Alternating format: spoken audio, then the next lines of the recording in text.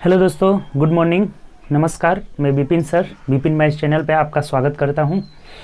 आइए इस वीडियो में जो हम लोग ट्रायंगल स्टार्ट किए हैं, ठीक, जो हम लोग मेंसुरेशन देख रहे हैं। मेंसुरेशन में हम लोग मेंसुरेशन को दो भाग में बांटे थे, एक 3D और एक 2D। तो सबसे पहले हम लोग 2D स्टार्ट किए थे। 2D में आपको बताए थे कि 2D में एरिया से रिलेटेड रहता है, पेरीमीटर से रिलेटेड रहता है, और जब 3D में आते हैं तो उसमें वॉल्यूम भी पूछने लगता है। तो 2D वाले सभी फिगर को हम लोग पहले शुरू किए थे, जिसमें सबसे पहला त्रिभुज था, उसके बाद चतुर्भुज है, उसके बाद बहुभुज है, तब आपका सर्कल है। तो हम लोग इसका सीरियली देख रहे हैं। तो त्रिभुज अभी हम लोग स्टार्ट किए थे। त्रिभुज में बताए थे कि इसमें आपको 4 त्रिभुज के बारे में पढ़ना है। समबाहु त्रिभुज, समद्विबाहु त्रिभुज, विषमबाहु त्रिभुज और समकोण त्रिभुज, सबका एक एक करके हम लोगों ने 4 क्लास जो है इस त्रिभुज में लिए हैं अभी तक, ठीक। 4 क्लास हुआ है और 5वां क्लास में हम लोग सिमिलरिटी ऑफ ट्रायंगल देखे थे। तो ये त्रिभुज का 6ठा क्लास होगा, त्रिभुज का 6ठा क्लास होगा, और इसमें हम लोग एक त्रिभुज का कंसेप्ट सीखेंगे। ये भी आपका जो होगा थेल्स प्रमेय से रिलेटेड होगा, थेल्स प्रमेय से रिलेटेड होगा। जो हम लोग सिमिलरिटी में थेल्स प्रमेय सीखे थे उसी से रिलेटेड होगा। तो आइए हम लोग वीडियो को स्टार्ट करते हैं और देखते हैं आगे इसमें क्या कंसेप्ट है। एक ही कंसेप्ट आज पढ़ेंगे हम लोग, और उस पर 4-5 कम से कम 3-4 क्वेश्चन भी करेंगे उसी पे, सेम एक ही कंसेप्ट है। और उसके बाद अगले क्लास से हम लोग स्टार्ट करेंगे आपका चतुर्भुज स्टार्ट करेंगे। त्रिभुज खत्म हो जाएगा और जो त्रिभुज में शेष बचा रहेगा वो हम लोग ज्योमेट्री में पूरा करेंगे। जो ज्योमेट्री वाला थ्योरम बहुत कम ही कराए हैं, थेल्स प्रमेय के बारे में भी और डिटेल पढ़ना है, जिसको हम लोग ज्योमेट्री में पढ़ेंगे, ठीक। इसमें बस इतना है, त्रिभुज के बारे में पढ़ेंगे। अब अगला हम लोग चतुर्भुज स्टार्ट करेंगे। चतुर्भुज में भी एक एक करके देखेंगे। वर्ग होता है, आयत होता है, समचतुर्भुज, समांतर चतुर्भुज, तो सबका एक एक करके हम लोग क्लास करेंगे, ठीक। तो आइए इसमें स्टार्ट करते हैं। उससे पहले अगर आप चैनल पर न्यू होंगे तो चैनल सब्सक्राइब कर लीजिएगा, और बगल में बेल आइकन भी है, उसे भी प्रेस कर लीजिएगा, जिससे हम लोग का जो भी न्यू वीडियो डलेगा उसका नोटिफिकेशन आपको मिलता रहेगा, ठीक। और एक बात और, हम लोग जो टेस्ट लेते हैं, टेस्ट जो है 8 टेस्ट हो चुका है ऑलरेडी। आज जो टेस्ट होगा सोमवार को वो 9 नंबर टेस्ट होगा, ठीक। हम लोग का सोमवार टेस्ट होता है, मंगल को डिस्कशन, बुध टेस्ट होता है, बृहस्पति डिस्कशन, शुक्र टेस्ट होता है, शनि डिस्कशन। ऐसे ही सिलसिला चल रहा है। अभी तक हम लोग 8 जो है टेस्ट कंप्लीट कर चुके हैं, और 8 टेस्ट का डिस्कशन जो है डला हुआ है। अगर उन 8 टेस्ट को आप देना चाहते हैं, अगर मान लीजिए आपका टेस्ट छूट गया है, नहीं दिए हैं, तो आप टेस्ट भी दे सकते हैं, उसका डिस्कशन भी कर सकते हैं। कैसे? तो आप प्लेलिस्ट में जाइएगा। प्लेलिस्ट जो वीडियो में ऊपर चैनल में भी प्लेलिस्ट होता है, तो प्लेलिस्ट जब खोलिएगा तो उसमें लिखा होगा test series, test batch, online test batch. तो ऑनलाइन टेस्ट बैच का प्लेलिस्ट खोलिएगा तो 1, 2, 3, 4 टेस्ट 1, टेस्ट 2, टेस्ट 3 ऐसे करके जो है 8 टेस्ट का जो है वीडियो डला हुआ है।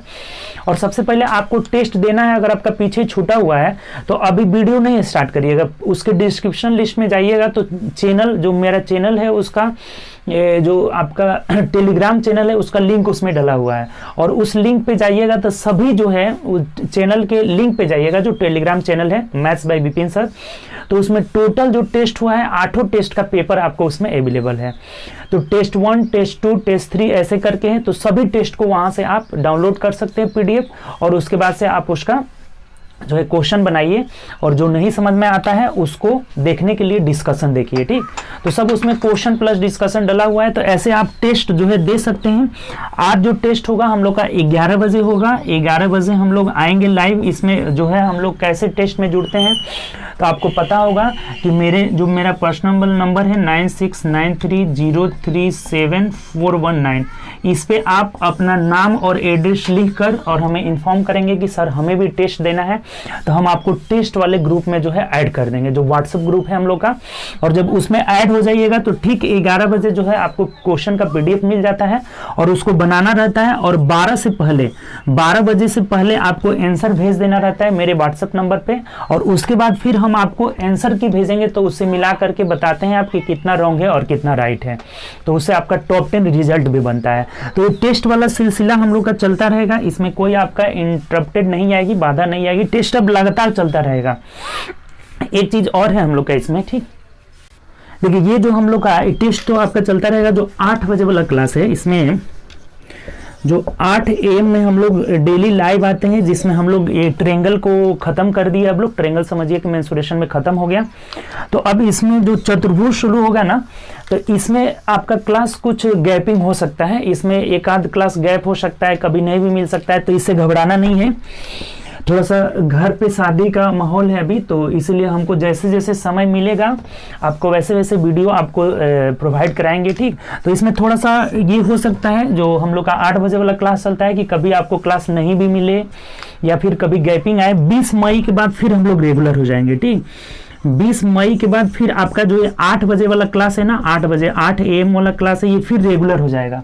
इधर थोड़ा सा कभी नहीं भी मिल सकता है, कभी छोटा क्लास मिले, तो इतना से आप लोग सीखिए और पीछे वाला रिवीजन करिए। लेकिन टेस्ट बैच जो 11 बजे चलता है, ये चलता रहेगा। इसमें 2-4 टेस्ट अगर बाधा डलेगा भी तो 2 या 3 टेस्ट में थोड़ा सा इंटरप्टेड आएगा। लेकिन ये वाला क्लास अब हम लोग 20 मई के बाद रेगुलर करेंगे। इधर कभी कभी मिलेगा, कभी नहीं मिलेगा, ठीक। तो रेगुलरिटी थोड़ा इधर गड़बड़ रहेगी, क्योंकि थोड़ा सा घर पे शादी का माहौल है, तो इसी में थोड़ा हम लोग अगर आपको वीडियो नहीं मिले तो उसमें घबराना नहीं है। 20 मई के बाद जो है रेगुलर हो जाएंगे, ठीक। तो चलिए अब देखिए, इसमें थोड़ा सा जिम्मेदारी ये है ना कि सिस्टर की शादी है और हम भी अकेले हैं, तो इसमें थोड़ा सा ज़्यादा जिम्मेदारी बन जाता है। इसलिए आपको वीडियो थोड़ा कभी कभी नहीं मिले तो उससे घबराना नहीं है। 20 मई के बाद हम लोग रेगुलर हो जाएंगे, ठीक। 20 मई के बाद रेगुलर हो जाएंगे। इसमें जो हम लोग का 8 बजे वाला क्लास है, और टेस्ट तो चलेगा। टेस्ट में 1-2 टेस्ट में कभी बाधा डले, लेकिन लगातार सोचेंगे कि आपका टेस्ट ले ही लिया जाए, ठीक। और एक टेस्ट का जो है डिस्कशन भी चलेगा, टेस्ट भी होगा, उसका डिस्कशन भी चलेगा। ये 8 बजे वाला जो बैच है अब रेगुलर हम लोग का समझिए कि 20 मई के बाद ही होगा। इधर थोड़ा सा 1-2 क्लास मिले या फिर कभी नहीं भी मिले तो उसे घबराना नहीं है, ठीक। हम लोग खत्म करेंगे, 20 मई के बाद रेगुलर हो जाएंगे। तो आइए हम लोग इसमें ये वाला कंसेप्ट आज सीखते हैं। एक छोटा सा कंसेप्ट है, ट्रेंगल का कंसेप्ट है, इसको बहुत बारीकी से आप समझिएगा, ठीक। ये सब मिटा देते हैं, आप टेस्ट ज्वाइन करिए। आज हम लोग का टेस्ट 11 बजे होगा, उसका डिस्कशन भी कल मिलेगा, ठीक। तो देखिए, इसमें एक छोटा सा कंसेप्ट है, इस कंसेप्ट को पढ़िए और इससे रिलेटेड क्वेश्चन भी आपके पास है, क्वेश्चन भी हम लोग बनाएंगे। देखिए क्या कहता है ये, कि यदि किसी त्रिभुज ABC में भुजा AB, BC तथा CA का मध्य बिंदु क्रमशः DEF हो, तो यदि DEF को मिलाकर एक अन्य त्रिभुज बनाया जाए तो क्या होता है। देखिए समझिए, पहले बोला है कि अगर ये ABC कोई भी त्रिभुज हो, इसमें कोई भी त्रिभुज हो, उससे कोई मतलब नहीं है, ठीक। ABC एक त्रिभुज है और इसकी भुजा AB, BC, CA का मध्य बिंदु, ये मध्य बिंदु है, मिडिल पॉइंट है, मध्य बिंदु ये बराबर रहेगा, ये बराबर रहेगा, ये भी मध्य बिंदु है, ये F भी बराबर होगा, यानी ये दोनों बराबर होगा, तो F भी क्या है, मिडिल पॉइंट है। तो अगर ये तीनों मध्य बिंदु को मिलाया जाए, ऐसे हम मिला रहे हैं, ये मध्य बिंदु को मिलाकर एक अन्य त्रिभुज बना रहे हैं। देखिए कौन सा त्रिभुज बन रहा है, त्रिभुज DEF बन रहा है। तब क्या होता है, यहाँ पे 2 पॉइंट आपको पूछता है, 2 पॉइंट से बहुत ज्यादा क्वेश्चन आया हुआ है, तो इसी दोनों पॉइंट को हम लोग समझेंगे कैसे होता है, ये भी आपको बता देंगे। जैसे देखिए, जब ये मध्य बिंदु को मिला रहे हैं ना, मध्य बिंदु को, तो यहाँ से डायरेक्ट भी पूछ देता है कि DE बराबर क्या होगा। थेल्स पर में ये डायरेक्ट अगर पूछ दे कि DE बराबर क्या होगा, तो 1/2 ऑफ BC होता है, इस बात को ध्यान रखिएगा। थेल्स पर में कहता है कि यदि किसी त्रिभुज ABC के मध्य बिंदु को मिलाया जाए, मध्य बिंदु को मिलाने वाली रेखा इस BC के पैरेलल होती है और इसकी आधी भी होती है। इस चीज को भी आप नोट करके लिख लीजिएगा। इधर मान लीजिए नोट में यहाँ लिख लेंगे कि यदि किसी त्रिभुज के मध्य बिंदु को, किसी त्रिभुज के किसी भुजा के मध्य, ये दोनों भुजाओं के मध्य बिंदु को मिलाने वाली रेखा, किसी त्रिभुज के 2 भुजाओं के मध्य बिंदु को मिलाने वाली रेखा तीसरी भुजा के समानांतर तथा उसकी आधी होती है। इस बात को नोट करके आप लिख लीजिएगा, यहाँ पे नोट में लिख लेंगे।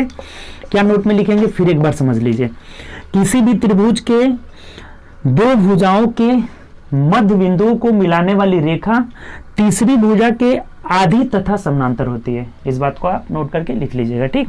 तो अब देखिए, यहां से हम लोग कंसेप्ट समझते हैं। जब ये DE भुजा BC की आधी हो जाएगी, यानी हम यहां लिख सकते हैं कि DE is equal to half of BC हो जाएगी, हाफ ऑफ BC हो जाएगी। अब EB तो मध्य बिंदु है ना, D और E भी मध्य बिंदु है, तो एक मिनट सॉरी रुक जाइए, ये DF ना है, DF है, DF इज इक्वल टू 1/2, ये DF is equal to 1/2 of BC हो जाएगी। जो अभी कंसेप्ट बताए थे। और जब इससे आएंगे तो DE is equal to half of AC हो जाएगी, 1/2 ऑफ AC हो जाएगी। और जब इसको हम इधर से देखेंगे ना EF, तो EF बराबर ये AB का आधा हो जाएगा, सामने वाला भुजा इसके लिए क्या है, AB है, तो ये EF बराबर क्या हो जाएगा, EF बराबर 1/2 ऑफ AB हो जाएगा। देखिए उम्मीद करते हैं ये बात समझें, अगर नहीं समझें तो देखिए एक बार और समझ लीजिए। अभी हम क्या बताएं कि थेल्स प्रमेय क्या कहता है कि किसी भी त्रिभुज के दो भुजाओं के मध्य बिंदु को मिलाने वाली रेखा तीसरी भुजा, ये दोनों भुजाओं के मध्य बिंदु को मिलाने वाली रेखा तीसरी भुजा यानी BC का आधा होता है और इसके समानांतर होता है, यानी DF is equal to 1/2 of BC हो गया। अगर इस भुजा को हम लोग देखते हैं DE भुजा को, DE भुजा को देखेंगे तो ये जो है इन दोनों भुजाओं के मध्य बिंदु को मिला रहा है, तो इसके लिए तीसरी भुजा AC हो जाएगा, यानी DE is equal to half of AC हो जाएगा। अगर EF को देखेंगे तो ये दोनों भुजाओं के मध्य बिंदु को मिला रहा है, तो इसके लिए तीसरी भुजा AB हो जाएगा, यानी EF is equal to half of AB हो जाएगा। इतना तक समझ गए?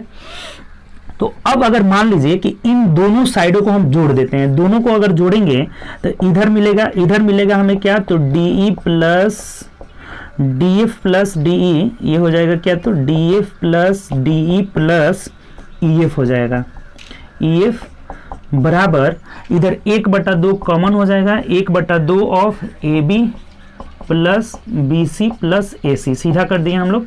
तब एक बात बताइए कि ये अगर इन तीनों को जोड़ रहे हैं DE, EF और DF, इन सबको जोड़ रहे हैं DF, EF, DE, तो क्या हो जाएगा, ये त्रिभुज का परिमाप निकल जाएगा। ये जो छोटा त्रिभुज है, त्रिभुज DEF का क्या हो जाएगा, परिमाप हो जाएगा। तो इस चीज को हम लिख देते हैं कि त्रिभुज DEF का परिमाप हो जाएगा, DEF का परिमाप, और 1/2 of AB plus BC plus C, ये बड़ा वाला को जोड़ेंगे तो ये त्रिभुज ABC का परिमाप हो जाएगा, त्रिभुज ABC का परिमाप हो जाएगा। ठीक, परिमाप हो जाएगा।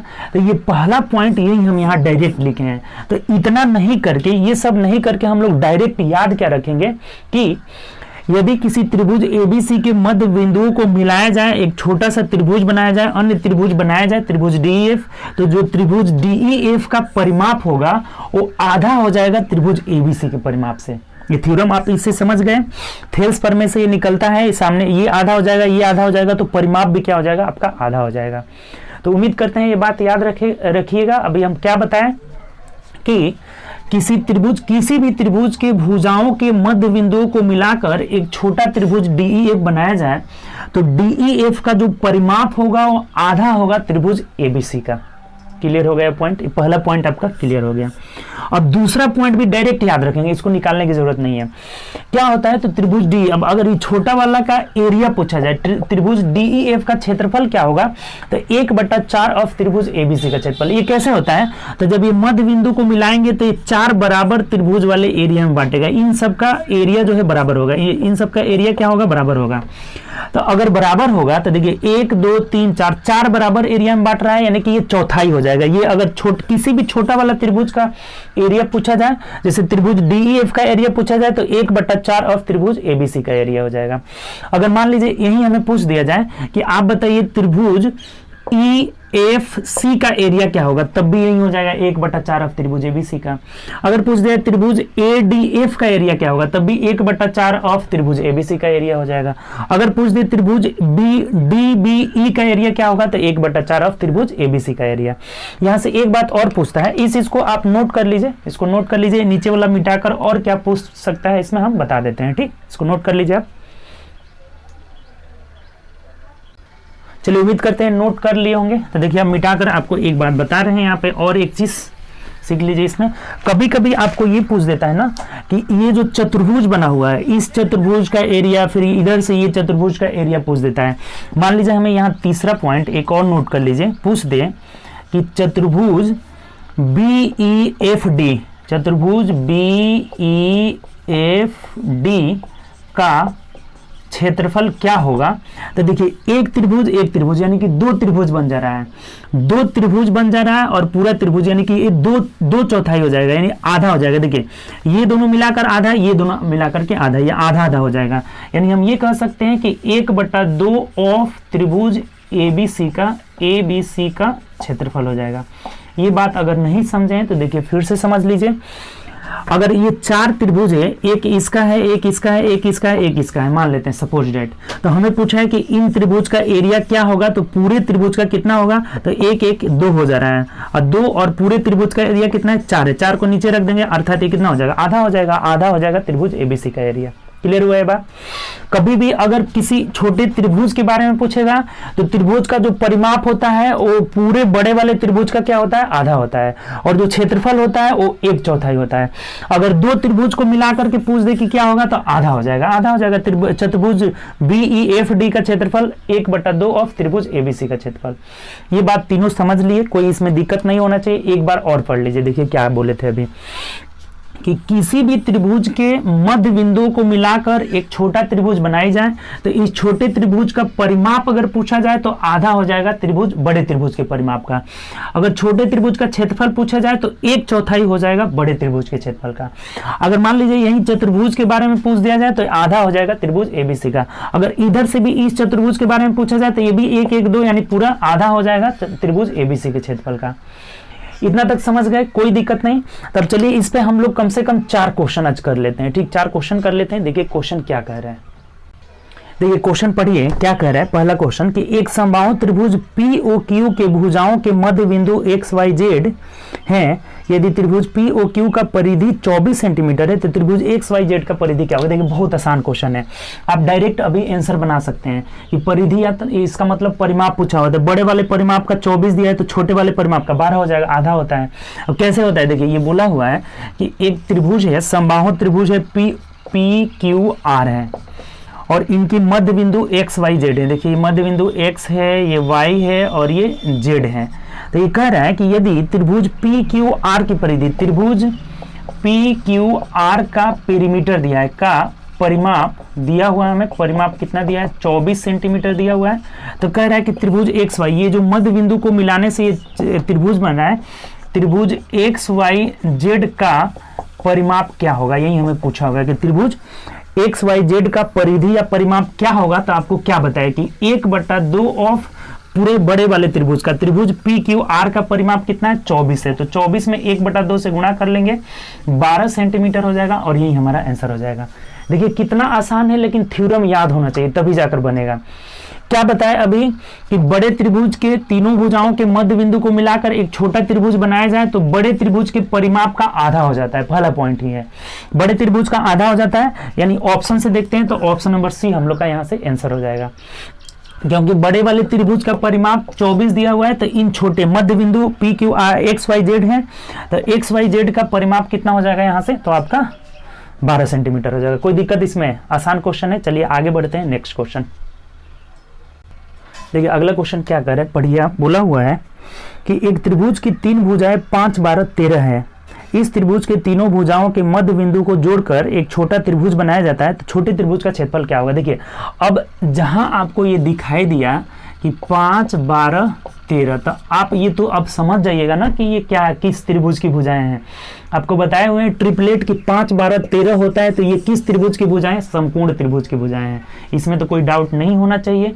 ट्रिपलेट हम लोग देखे हुए थे जिस दिन समकोण त्रिभुज पढ़ाए थे कि 5 3 4 5 होता है, 5 12 13 होता है, और आगे भी आपका सब बताए थे लगभग 20 ट्रिपलेट, लेकिन उसमें बोले थे कि 4 ऊपर वाला 4 को याद रखिएगा। तो उसमें 5 12 13 था। तो 5 12 13 अगर किसी त्रिभुज की भुजा दिया है तो इससे डाउट क्लियर हो जाएगा कि ये त्रिभुज कैसा होगा, तो समकोण त्रिभुज होगा जिसकी भुजाएं मान लीजिए ये 5 है, ये 12 है, तो ये 13 हो जाएगा। कर्ण हमेशा 13 होता है। तो अब कह रहे हैं ना कि तीनों भुजाओं के मध्य बिंदु को मिलाकर एक अन्य त्रिभुज बनाया जाए तो इस छोटे त्रिभुज का एरिया क्या होगा, त्रिभुज का एरिया, त्रिभुज का क्षेत्रफल, छोटे त्रिभुज का क्षेत्रफल, छोटे त्रिभुज का क्षेत्रफल पूछ रहा है कि क्या होगा। तो अभी आपको बताए थे कि 1/4 हो जाता है, 1/4 ऑफ त्रिभुज बड़े वाले त्रिभुज का क्षेत्रफल। तो बड़ा वाला त्रिभुज एक समकोण त्रिभुज है तो समकोण त्रिभुज का क्षेत्रफल 1/2, आधार कितना है, P इंटू B होता है ना, 12 इंटू ये 5 हो जाएगा। देख लीजिए सिंपल सा हो गया। अगर इसे कटाते हैं तो 4 3 12 हो जाएगा, अब नहीं कटेगा, यानी 5 3 15/2 यानी कि 7.5 हो जाएगा। ऑप्शन कैसे दिया है ना, पॉइंट में ही दिया है। 7.5 सेंटीमीटर स्क्वायर जो हो जाएगा हम लोग का आंसर हो जाएगा। यही आपका आंसर हो जाएगा, सेंटीमीटर स्क्वायर में आएगा क्योंकि एरिया है। तो बात आप समझ गए होंगे। ऑप्शन से देखते हैं तो ऑप्शन नंबर सी हो जाएगा। देखिए ये कंसेप्ट अगर याद रहा तो कितना आसानी से आप बना रहे हैं। अभी हम लोग क्या पढ़े कि किसी भी त्रिभुज में, कोई भी त्रिभुज रहे, किसी भी त्रिभुज के मध्य भुजाओं को, मध्य बिंदुओं को मिलाया जाए, अगर त्रिभुज की भुजाओं के मध्य बिंदु को मिलाया जाए तो जो छोटा त्रिभुज बनता है उसका एरिया 1/4 हो जाता है और परिमाप आधा हो जाता है। तो 1/4 ऑफ त्रिभुज एबीसी, बड़ा वाला त्रिभुज का क्षेत्रफल। तो बड़ा वाला त्रिभुज का 1/2, आधार 12 है, ऊंचाई 5 है, तो 1/2 12 गुणे 5 हो जाएगा। इसका चौथाई कर लिए तो 7.5 आ जा रहा है। ऑप्शन नंबर सी हो जाएगा। कोई दिक्कत इसमें? आगे बढ़ा जाए। चलिए नेक्स्ट क्वेश्चन की तरफ बढ़ते हैं।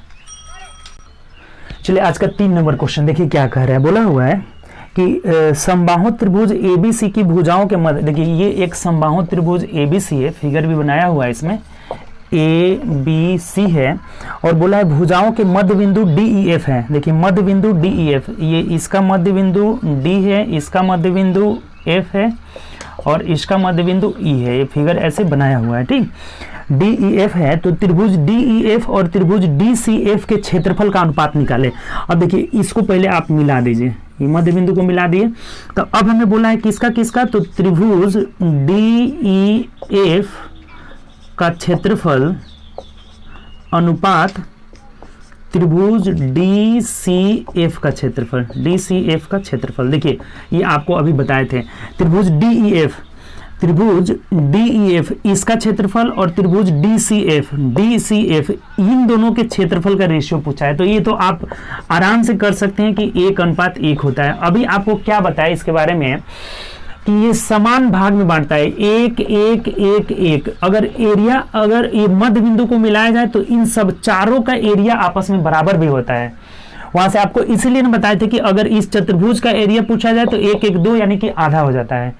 अगर नहीं समझ में आ रहा है तो इस बात को भी नोट करके लिख सकते हैं ना, नोट करके कि अगर इन मध्य बिंदु को मिलाएंगे ना तो 4 बराबर जो है, 4 बराबर एरिया वाले त्रिभुज में डिवाइड करता है। 4 बराबर एरिया यानी कि इन त्रिभुज का एरिया, इस त्रिभुज का एरिया, इस त्रिभुज का एरिया, इस त्रिभुज का एरिया, सबका एरिया आपस में क्या होता है, इक्वल होता है।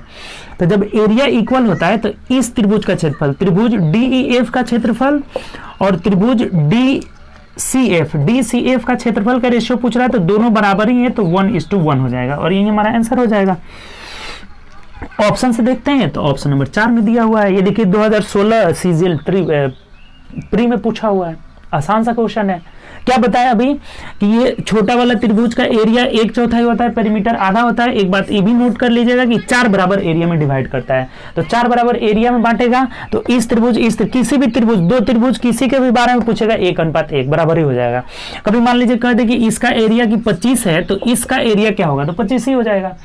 कह दे कि इसका एरिया 10 है तो इस त्रिभुज का एरिया क्या होगा, तो 10 ही हो जाएगा। बराबर ही होता है हमेशा, 4 बराबर त्रिभुज में बांटता है।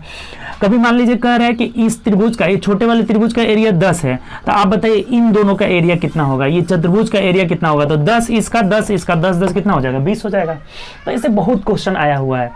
उम्मीद करते हैं ये बेसिक कंसेप्ट आप समझ गए होंगे कि कैसे हम लोग करते हैं। तो ये चारों जो है समान एरिया में डिवाइड करता है, तो ये 10 है तो ये भी 10, सब 10 10 हो जाएगा, तो 1:1 में हो जाएगा। ऑप्शन नंबर 4 हो जाएगा। क्लियर? कोई दिक्कत इसमें? आगे बढ़ते हैं नेक्स्ट क्वेश्चन। चलिए अगला क्वेश्चन देखते हैं। नेक्स्ट क्वेश्चन कह रहा है कि एक समबाहु त्रिभुज एबीसी, देखिए फिगर भी बनाते चलिए।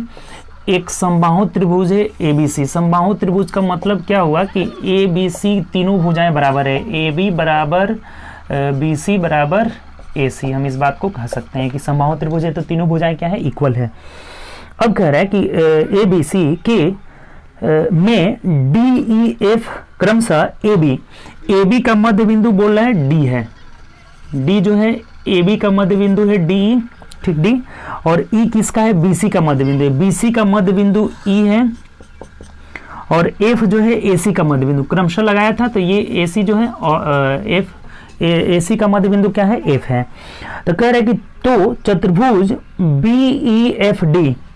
बीईएफडी, इस चतुर्भुज के बारे में बात किया था, हम चतुर्भुज को मिला दिए, ठीक। ये जो चतुर्भुज बोल रहा है कि ये चतुर्भुज होगा, ये कौन सा चतुर्भुज होगा, ऑप्शन में दिया एक वर्ग होगा, एक आयत होगा, एक समांतर चतुर्भुज होगा, एक विषम कोण होगा। तो थोड़ा इस बात को समझिएगा। अभी हम आपको क्या बताए थे कि यहां से जब ये मध्य बिंदु है, ई और एफ दोनों मध्य बिंदु है, तो यहां से हम कह सकते हैं कि D F is equal to half of B C कह सकते हैं। डी एफ जो होगा बी सी का क्या हो जाएगा, आधा हो जाएगा। और ये अगर मध्य बिंदु है तो ये बीई भी होगा, बी सी का आधा होगा। यानी इस 1/2 ऑफ बी सी को हम लोग क्या लिख सकते हैं कि बीई लिख सकते हैं। इस बीई को भी बी सी का आधा लिख सकते हैं। अर्थात D F is equal to, ये D F is equal to B E हो जा रहा है। D F is equal to B E, ये जो आमने सामने की भुजाएं हैं दोनों क्या हो जा रही है, बराबर हो जा रहा है। DE is equal to DF हो जा रहा है। और एक बात इससे पहले बताए थे कि ये जब मध्य बिंदु को मिला रहा है तो थेल्स प्रमेय से ये DE पैरेलल DF ना है, DF पैरेलल BE होता है। तो अगर ये आमने सामने की भुजाएं बराबर भी है और पैरेलल भी है, इधर से जब आएंगे तो सिमिलरली यहाँ से इसी तरह से क्या हो जाएगा कि ये जितना EF है, जितना EF है ना, EF इज इक्वल टू हम कह सकते हैं क्या है तो BD है। और ये दोनों बराबर भी है। और यहाँ से ये भी कह सकते हैं कि EF पैरेलल जो है BD है, EF पैरेलल BD, यानी ये भी बराबर होगा, ये इसके बराबर हो जाएगा और ये दोनों पैरेलल भी हो जाएगा। यानी आमने सामने की भुजाएं बराबर भी है और पैरेलल भी है। ये किस में होता है तो दो चतुर्भुज में होता है। ये बात अगर ये इसके बराबर है, ये इसके बराबर है। एक बात और कि ये तीनों बराबर है, यानी कि ये चारों भी आपस में बराबर हो जाएंगी। तो ये दो बातें हो सकता है, या ये तो सिमिलरली होगा, ये सम चतुर्भुज हो जाएगा। ये एक कैसा बनेगा तो एक सम चतुर्भुज ही बनेगा, दूसरा कोई चतुर्भुज नहीं बनेगा, क्योंकि चारों भुजा भी तो बराबर हो जा रहा है ना। ये तीनों भुजा बराबर थी और ये पूरा का आधा ये हो जा रहा है, इस पूरा का आधा ये हो जा रहा है, और ये आपस में बराबर, ये यानी कह सकते हैं कि चारों भुजाएं बराबर। इन सब से हम क्या कंक्लूजन निकलेगा कि ये चारों भुजा बराबर, BE is equal to EF is equal to DF is equal to DE। तो चारों भुजा बराबर है और पैरेलल भी है, तो क्या हो जाएगा, एक सम चतुर्भुज हो जाएगा। लेकिन ऐसा ऑप्शन में सम चतुर्भुज नहीं दिया हुआ है, तो जो सम चतुर्भुज होता है ना, एक समांतर चतुर्भुज भी होता है। सम चतुर्भुज एक समांतर चतुर्भुज भी होता है, समांतर चतुर्भुज। तो अगर सम चतुर्भुज ऑप्शन में नहीं है तो हम समांतर चतुर्भुज कह सकते हैं। तो यही हम लोग का आंसर हो जाएगा। जैसे आयत को, वर्ग को आप आयत कह सकते हैं, लेकिन आयत को आप वर्ग नहीं कह सकते हैं।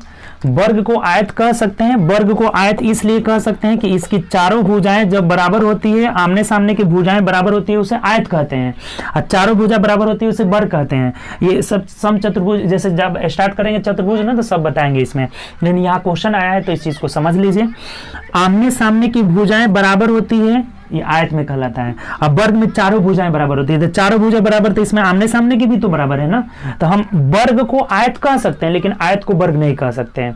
उसी तरह से सम चतुर्भुज को समांतर चतुर्भुज कह सकते हैं, लेकिन समांतर चतुर्भुज को सम चतुर्भुज नहीं कह सकते हैं। तो अगर ऑप्शन में सम चतुर्भुज नहीं दिया है तो समांतर चतुर्भुज दिया है, तो ये आंसर हो जाएगा। अगर सम चतुर्भुज दे देगा तो सम चतुर्भुज ही आंसर होगा। तो इसमें हम लोग क्या आंसर हो जाएगा तो C नंबर हो जाएगा। सम चतुर्भुज नहीं दिया है, इसी की वजह से क्या हो जाएगा, C हो जाएगा। तो उम्मीद करते हैं ये बात आप समझ गए होंगे। आज एक छोटा सा टाइप हम लोग उठाए त्रिभुज का, कि अगर मध्य बिंदु को मिलाया जाए तो सामने की भुजा आधी होती है और पैरेलल भी होती है। तो इससे हम लोग बहुत आसानी से ये 4-5 क्वेश्चन भी हम लोग समझे। तो चलिए अब हम लोग अगले क्लास में मिलेंगे। अगले क्लास में थोड़ा सा क्लास कभी कभी आपका फ्लक्चुएट करेगा, छोटा क्लास होगा या फिर क्लास नहीं भी मिलेगा 8 बजे वाला क्लास, तो इसको मैनेज करना है। 20 तारीख के बाद से हम लोग रेगुलर हो जाएंगे, ठीक। 20 मई के बाद हम लोग रेगुलर हो जाएंगे। हालांकि टेस्ट वाला बैच आपका जो 11 से 12 चलता है वो चलता रहेगा, 1-2 दिन उसमें बाधा आ सकती है, ठीक। तो अभी उसको हम लोग कंटिन्यू करेंगे। टेस्ट आज होगा आपका, जो 9 नंबर टेस्ट है आज आपका होगा। तो उम्मीद करते हैं बात समझे होंगे। तो चलिए अगले क्लास में जब भी मिलेंगे हम लोग तो चतुर्भुज के साथ मिलेंगे, ठीक। चतुर्भुज को पहले एक एक टॉपिक पढ़ेंगे, उसके बाद हम लोग आगे जो है उसका करेंगे। तो ओके, बाय, टेक केयर, और अपना ध्यान रखिए और प्रैक्टिस करिए, ज्यादा से ज्यादा सोचिए कि हम लोग क्वेश्चन बनाए, ठीक। तो टेक केयर।